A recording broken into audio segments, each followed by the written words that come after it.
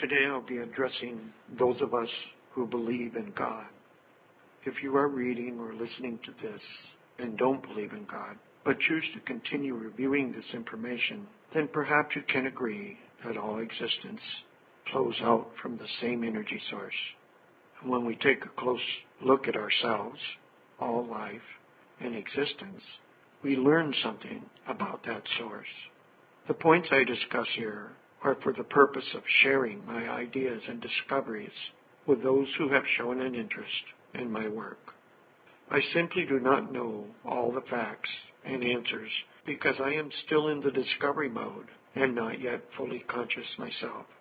As I've stated before, it is easy to mislead others by our own beliefs, and it is easy to be misled by the beliefs of others. But we can all discover together.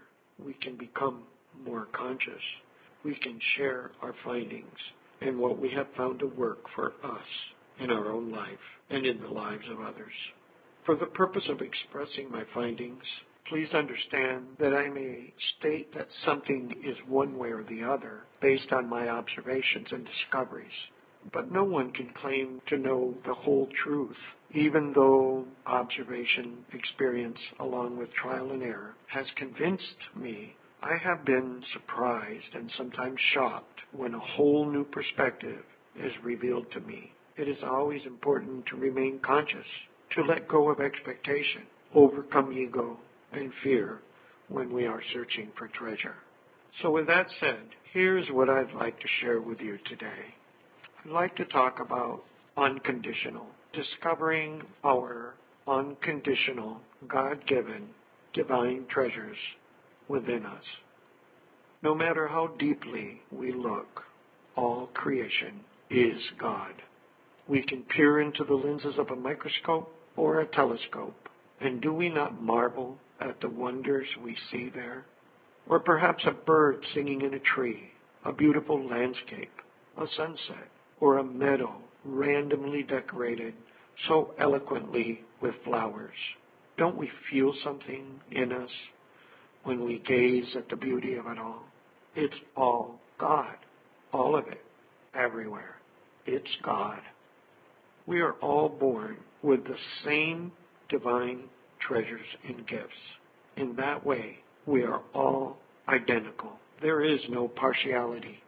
But what makes us completely unique is how we individually and beautifully express the divinity within us. These divine gifts are God within us, waiting to be discovered. That discovery depends on our level of consciousness. Contrary to popular belief, trust, love, respect are not earned. They are learned. They are unconditional. We all are unconditional love, joy, trust, which is faith, peace, kindness, mastery, goodness, endurance, and beauty. There is no one that lacks these divine treasures within. Then why don't we live in a better world? Well, that's due to unconsciousness. From birth, we are programmed by the ego and fear-based system to become unconscious. And we can look around and see many examples of this conditioning and programming to become a slave of a system. We have been programmed to look outside ourselves for happiness and security instead of within. So it would be rare to find someone who is totally conscious and is able to express all the aforementioned divine treasures unconditionally. However, some may experience a certain degree of unconditional from time to time. It's quite an experience that can profoundly affect us. But because of unconsciousness, fear has gripped most of humanity. So an attempt to be our true unconditional self is going to take us way out of our comfort zone. For example, someone can sit back and preach unconditional love in their comfortable little world and their comfy little chair all they want. And that includes me, by the way. But to go out and try it, to be in a situation that demands us to go way out of our comfort zone can be a frightening and traumatic experience.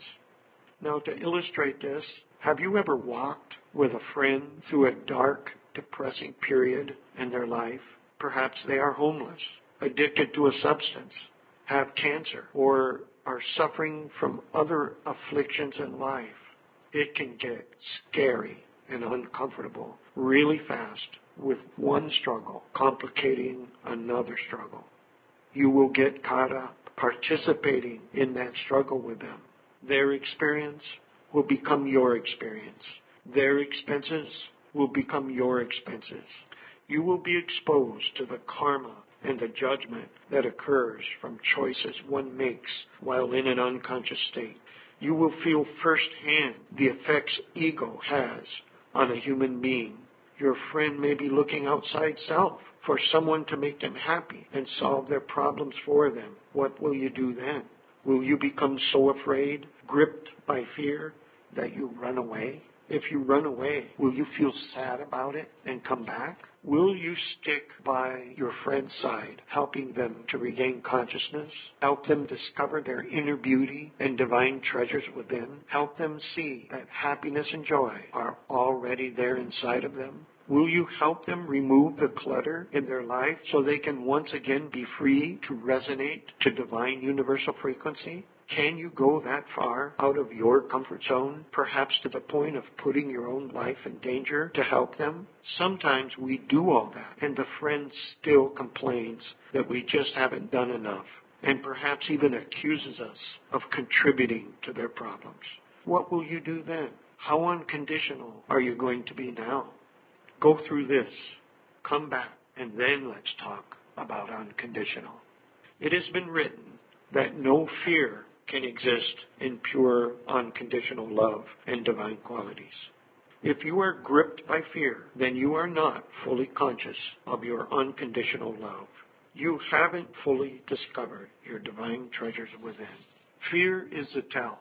Fear is the litmus test and the proof whether you are fully conscious or not. If you are afraid, then you have not discovered your true unconditional self yet. But don't beat yourself up about it, because that too becomes a form of fear.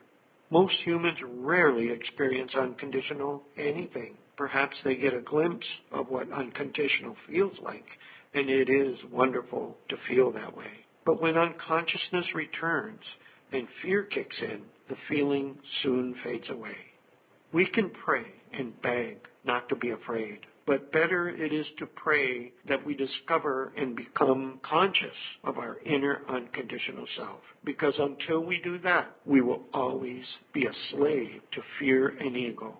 Until we become master over our divine treasures and gifts within, we will always have some degree of fear.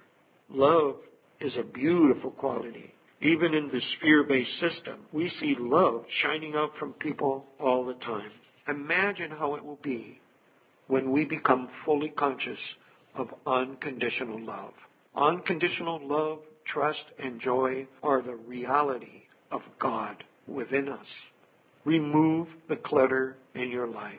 Release and let go of the distractions and mental noise that has enslaved you. Even let go of your expectations. Once you do that, you will be free to resonate in tune to divine universal frequency. That in turn will unlock the beautiful divine treasures within you for all to see. Endless gifts that you can share with others. You will be filled with gratitude and happiness. Fear will no longer have dominion over you. Only then can we experience fully a state of unconditional